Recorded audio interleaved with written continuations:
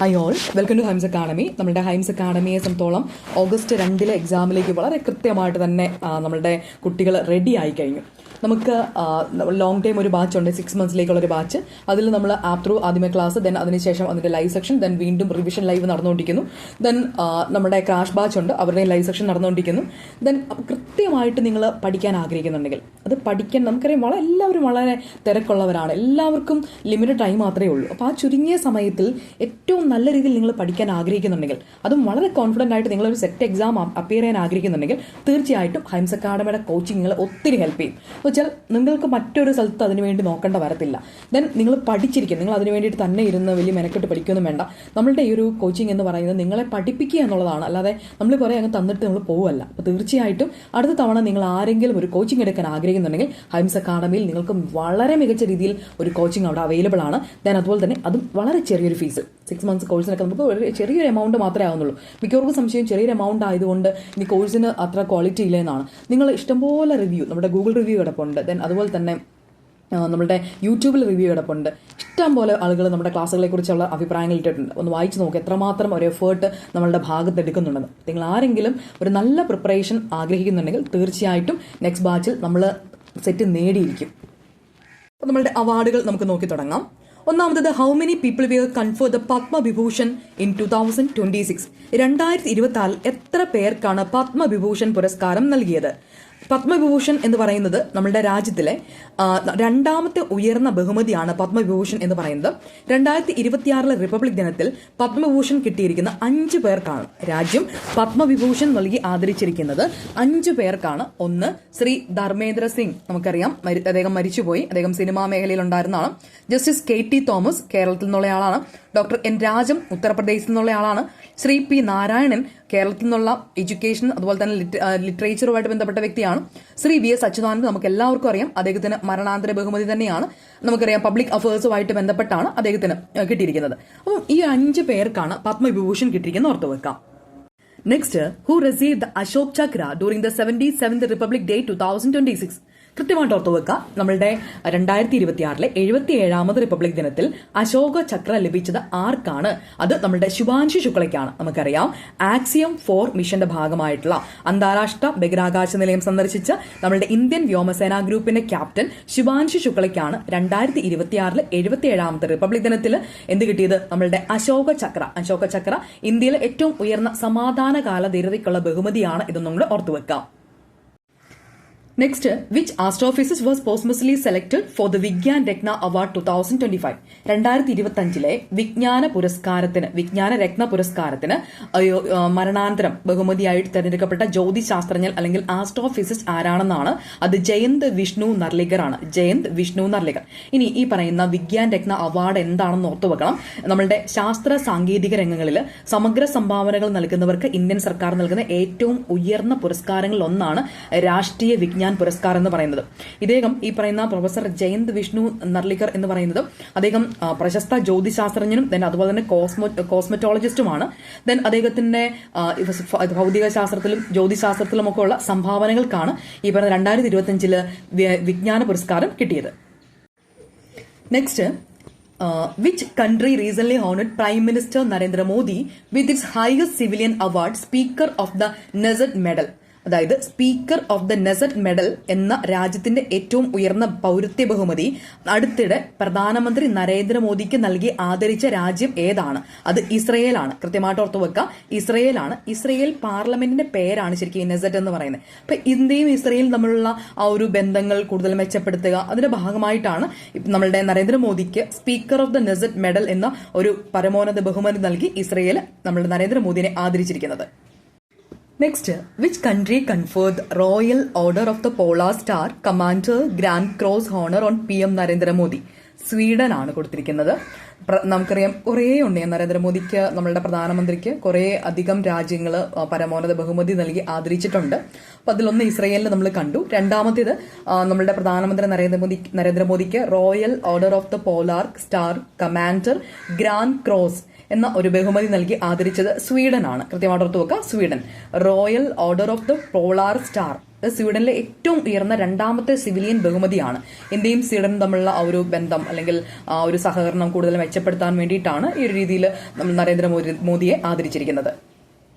Next അതുപോലെ തന്നെ ഒരു ക്വസ്റ്റൻ ആണ്, who was honoured with Ethiopia's highest civilian honour the great honour Nishan of Ethiopia. എത്യോപ്യയുടെ ഏറ്റവും ഉയർന്ന സിവിലിയൻ ബഹുമതിയായിട്ടുള്ള the great honour Nishan of Ethiopia അത് കിട്ടിയത് നമ്മുടെ നരേന്ദ്രമോദിക്ക് തന്നെ. Next, which United Nation organisation honoured prime minister Narendra Modi with the Agricola medal. കൃത്യമായിട്ട് ഓർത്തു വെക്കാം, ഏത് ഐക്യരാഷ്ട്ര സംഘടന യുണൈറ്റഡ് നേഷൻ ഓർഗനൈസേഷനാണ് നമ്മുടെ പ്രധാനമന്ത്രി നരേന്ദ്രമോദിയെ അഗ്രിക്കോള മെഡൽ നൽകി ആദരിച്ചത്? അത് FAO, അതായത് ഫുഡ് ആൻഡ് അഗ്രികൾച്ചർ ഓർഗനൈസേഷൻ ആണ്. ഫുഡ് ആൻഡ് അഗ്രികൾച്ചർ ഓർഗനൈസേഷൻ ഐക്യരാഷ്ട്രസഭയുടെ കീഴിലുള്ള ഒരു ഭക്ഷ്യ കാർഷിക സംഘടനയാണ്. അപ്പൊ ഇതിൽ ശരിക്കും അതായത് ഫുഡ് ആൻഡ് അഗ്രികൾച്ചർ ഓർഗനൈസേഷൻ ആണ് നമ്മളുടെ ഇന്ത്യയുടെ അഗ്രികൾച്ചർ ഡെവലപ്മെന്റിലേക്ക്, food security, rural property reduction, sustainable management of natural resource, ഇതിലേക്കുള്ള കോൺട്രിബ്യൂഷന്റെ ഭാഗമായിട്ടാണ് അഗ്രിക്കോ മെഡൽ നൽകി ആദരിച്ചിരിക്കുന്നത്. Next, which Indian space mission has been honored with the prestigious Goddard Astronautics Award 2026? Goddard Astronautics Award 2026 ലഭിച്ച Indian ബഹിരാകാശ ദൗത്യം എന്ന് പറയുന്നത് ചന്ദ്രയാൻ 3 ആണ്. ഓർത്തു വെക്കുക, Chandrayaan 3. American institute of nautics and astronautics എന്ന് പറയുന്ന AIAA നൽകുന്ന അന്തർദേശീയ തലത്തിലുള്ള, അതായത് ഇന്റർനാഷണൽ ലെവലുള്ള പ്രശസ്തമായൊരു പുരസ്കാരമാണിത്. ഇത് ബഹിരാകാശ രംഗത്തെ മികച്ച മുന്നേറ്റങ്ങൾക്ക് കൊടുക്കുന്ന പുരസ്കാരമാണ്. അപ്പൊ ഇതിപ്പോ കിട്ടിയിരിക്കുന്നത് നമ്മളുടെ, അല്ലെങ്കിൽ ഇത്തവണത്തെ കിട്ടിയിരിക്കുന്നത് നമ്മളുടെ ഇന്ത്യൻ ചന്ദ്രയാൻ ദൗത്യമായിട്ടുള്ള ചന്ദ്രയാൻ 3ക്കാണ്. Next, which Indian scientist has been awarded the Breakthrough Prize 2026 in Fundamental Physics, popularly known as Oscar of Science? ശാസ്ത്രത്തിന്റെ ഓസ്കാർ അല്ലെങ്കിൽ ഓസ്കാർ ഓഫ് സയൻസ് എന്നറിയപ്പെടുന്ന 2026 ഫണ്ടമെന്റൽ ഫിസിക്സിനുള്ള ബ്രേക്ക് ത്രൂ പ്രൈസ് കിട്ടിയത് ഏത് ഇന്ത്യൻ ശാസ്ത്രജ്ഞനാണ്? ആർക്കാണ്? ഡോക്ടർ അദാനുനാഥ്. ഓർത്തുവെക്കുക, doctor Adanunath. Breakthrough prize എന്ന് പറഞ്ഞാൽ നമ്മളുടെ ശാസ്ത്രരംഗത്തെ ഏറ്റവും വലിയ ഇന്റർനാഷണൽ പുരസ്കാരങ്ങൾ ഒന്നാണ് ബ്രേക്ക് ത്രൂ പ്രൈസ് എന്ന് പറഞ്ഞത്. അത് കിട്ടിയ ഇന്ത്യക്കാരൻ ഓർത്തുവെക്കുക, doctor അദാനുനാഥ്. Next one, which Indian Army officer has been selected for the prestigious 2025 UN Military Gender Advocate of the Year Award? നമ്മൾക്ക് ഭയങ്കര അഭിമാനിക്കാൻ പറ്റുന്ന ഒരു കാര്യമാണ്. 2025 UN military gender advocate of the year award കിട്ടിയത് ഏത് ഇന്ത്യൻ ആർമി ഓഫീസറാണ്? അത് ഓർത്തുവെക്കുക, മേജർ അഭിലാഷ ബരാക്ക്. ഓർത്തുവെക്കുക, മേജർ അഭിലാഷ ബരാക്കിനാണ്. കൃത്യമായിട്ട് ഓർത്തു വെക്കുക, 2025 UN military gender advocate of the year award കിട്ടിയ ഇന്ത്യൻ ആർമി ഓഫീസർ ആരാണ്? മേജർ അഭിലാഷ ബരാക്ക്. നെക്സ്റ്റ്, നമ്മൾ വാർത്തകളിലൊക്കെ നിറഞ്ഞു നിന്ന ഒരു ഇതായിരുന്നു, who has been selected for the 60th Jnanpith award 2025. 60ാമത് ജ്ഞാനപീഠ പുരസ്കാരം 2025 കിട്ടിയത് ആർക്കാണ്? AR വൈരമുത്തു. കൃത്യമായിട്ട് ഓർത്തു നോക്കുക, AR വൈരമുത്തു. അദ്ദേഹം തമിഴ്നാട്ടിൽ നമുക്കറിയാം, തമിഴിലെ പ്രശസ്ത ഒരു കവിയാണ്, അതുപോലെ തന്നെ ഗാനരചയിതാവുമാണ്. അപ്പൊ അദ്ദേഹത്തിനാണ് തമിഴ് സാഹിത്യ രംഗത്ത് അല്ലെങ്കിൽ ഇന്ത്യയിലെ ഏറ്റവും ഉയർന്ന പുരസ്കാരമായിട്ടുള്ള ജ്ഞാനപീഠ പുരസ്കാരം കിട്ടിയിരിക്കുന്നത്. Next, who has been selected for the prestigious 35th Saraswati Samman 2025 for the Bengali novel Har Parvathi കഥ. ഇതൊരു ബംഗാളി നോവലാണ്. ഇതിൽ തെരഞ്ഞെടുക്കപ്പെട്ടിരിക്കുന്നത് രാംകുമാർ മുഖോപാധ്യ ആണ്. ദെൻ ഇത് സരസ്വതി സമ്മാൻ എന്ന് പറയുന്നത് ഇന്ത്യയിലെ ഒരു പ്രസ്റ്റീജിയസ് ആയിട്ടുള്ള ഒരു ലിറ്റററി അവാർഡാണ്. KK ബിർള ഫൗണ്ടേഷനാണ് ഈ ഒരു പുരസ്കാരം ഏർപ്പെടുത്തിയിരിക്കുന്നത്. Next, who was honored with the Sahitya Academy Award for Hindi Literature for 2025? ജീത്തെ ജി അലഹബാദ് എന്ന് പറയുന്ന ഒരു മെമ്മോയർ അല്ലെങ്കിൽ ഓർമ്മക്കുറിപ്പിനാണ് ഈ ഒരു ഹിന്ദി സാഹിത്യത്തിനുള്ള സാഹിത്യ അക്കാദമി അവാർഡ് ലഭിച്ചിരിക്കുന്നത്. അത് ആർക്കാണ് വെച്ചാൽ മമത കാലിയ. ഓർത്തുവെക്കാം, ഹിന്ദിയിൽ കിട്ടിക്കുന്ന Mamata Kalia. Next, who received the 9th Professor M.S. Swaminathan Award 2026? ഓർത്തുവെക്കുക, 9ാമത് പ്രൊഫസർ MS സ്വാമിനാഥൻ അവാർഡ് 2026 കിട്ടിയിരിക്കുന്നത് ശ്രീനിവാസ റാവു. ആരാണ്? Srinivasa Rao. Next, who has awarded the Lata Dinanath Mangeshkar award for the year 2026? അത് കിട്ടിയിരിക്കുന്നത് കൈലാഷ് സത്യാർത്ഥിയാണ്. ഓർത്തുവെക്കുക, കൈലാഷ് സത്യാർത്ഥിക്കാണ് ലത ദീനാനാഥ് 2026 ലത ദീനാനാഥ് മങ്കേഷ്കർ പുരസ്കാരം ലഭിച്ചിരിക്കുന്നത്. Next, who won the Subhash Chandra Bose Apda Prabandhan Puraskar 2026 in the individual category? Subhash Chandra Bose Apda Prabandhan പുരസ്കാരം വ്യക്തിഗത വിഭാഗത്തിൽ നേടിയത് ആരാണ്? അത് സീത അശോക് ഷെൽക്കെ. ഓർത്തുവെക്കുക, സീത അശോക് ഷെൽക്കെ. ഇനി നമുക്കിതിനെ ഇത്രയും നേരം കണ്ടതിനെ ഒരു സിംഗിൾ ലൈനിൽ ഒന്ന് കണ്ടുപോകാം. ഒന്ന്, നമ്മളുടെ royal order of the polar star award Sweden government നരേന്ദ്രമോദിക്ക് കൊടുത്താണ്. The great honour Nishan of Ethiopia government നരേന്ദ്രമോദിക്ക് കൊടുത്താണ്. FAO അതായത് ഫുഡ് ആൻഡ് അഗ്രികൾച്ചർ ഓർഗനൈസേഷൻ കൊടുത്തതാണ് ഈ പറഞ്ഞ അഗ്രിക്കോള മെഡൽ നരേന്ദ്രമോദിക്ക്. ഗോദാഡ് ആസ്ട്രോനോട്സ് അവാർഡ് 2026 കിട്ടിക്കുന്ന ചന്ദ്രയാൻ 3ക്കാണ്. ബ്രേക്ക് ത്രൂ പ്രൈസ് 2026 ഫണ്ടമെന്റൽ ഫിസിക്സിന് ഡോക്ടർ അദാനു നാഥിന്. Then 2025 UN military gender advocate of the year award കിട്ടിക്കുന്ന മേജർ അഭിലാഷ ഭാരത്. 60ാമത് ജ്ഞാനപീഠം വൈരമുത്തു. 35ാമത് സരസ്വതി സമ്മാൻ രാംകുമാർ മുഖ്യോപാധ്യായ. ദെൻ സാഹിത്യ അക്കാദമി അവാർഡ് കിട്ടിയിരിക്കുന്ന ഹിന്ദി മമത കാലിയ. 9ാമത് പ്രൊഫസർ MS സ്വാമിനാഥൻ അവാർഡ് 2026 കിട്ടിയിരിക്കുന്ന ഡോക്ടർ CH ശ്രീനിവാസ റാവു. ലത ദീനാനാഥ് മങ്കേഷ്കർ പുരസ്കാരം 2026 കൈലാഷ് സത്യാർത്ഥി. ദെൻ സുഭാഷ് ചന്ദ്രബോസ് ആപ്ത പ്രബന്ധൻ പുരസ്കാരം കിട്ടിയിരിക്കുന്ന സീത അശോക് ഷെൽക്കെ. ഇനിയും കുറേയധികം അവാർഡുകൾ നമുക്ക് നോക്കേണ്ടതായിട്ടുണ്ട്. അപ്പൊ അത് നമുക്കിങ്ങനെ ജസ്റ്റ് എക്സാം ഓറിയന്റഡ് ആയിട്ട് പോയിന്റ്സ് മാത്രമായിട്ട് നോക്കിപ്പോകാം. Colonel CK Naidu life time achievement award. ഓർത്തുവെക്കുക, colonel CK Naidu life time achievement award കിട്ടിക്കുന്ന രാഹുൽ ദ്രാവിഡിനും റോജർ ബിന്നിക്കുമാണ്. Roger Binny. ദെൻ അടുത്തപോലെ നൃത്ത കലാനിധി പുരസ്കാരം ഊർമിള സത്യനാരായണൻ. ഓർത്തുവെക്കുക, നൃത്ത കലാനിധി പുരസ്കാരം ഊർമിള സത്യനാരായണൻ. ദെൻ അടുത്തത് സംഗീത കലാനിധി പുരസ്കാരം 2026 ഡോക്ടർ ജയന്തി കുമാരേഷ്. ഓർത്തുവെക്കുക, സംഗീത കലാനിധി പുരസ്കാരം കിട്ടിയിരിക്കുന്നത് doctor Jayanthi Kumaresh. Then Indira Gandhi peace prize for peace. Then അത് കിട്ടിയിരിക്കുന്നത് കൃത്യമായിട്ട് ഓർത്തു വെക്കുക, ഗ്രേസ മഷേലിനാണ് ഇന്ദിരാഗാന്ധി പീസ് പ്രൈസ് കിട്ടിയിരിക്കുന്നത്. ദെൻ നെക്സ്റ്റ് നമ്മുടെ നോബൽ പ്രൈസ് ഇൻ ലിറ്ററേച്ചർ അത് ഓർത്തു വെക്കുക, Laszlo Krasznahorkai. Then Nobel prize in literature ഓർത്തു വെക്കുക, Laszlo Krasznahorkai. Then international Booker prize very important, യാങ് ഷു വാങ് സി. ദെൻ നെക്സ്റ്റ് ക്രഫൂഡ് പ്രൈസ് കിട്ടിയിരിക്കുന്ന വീരഭദ്രൻ രാമനാഥൻ.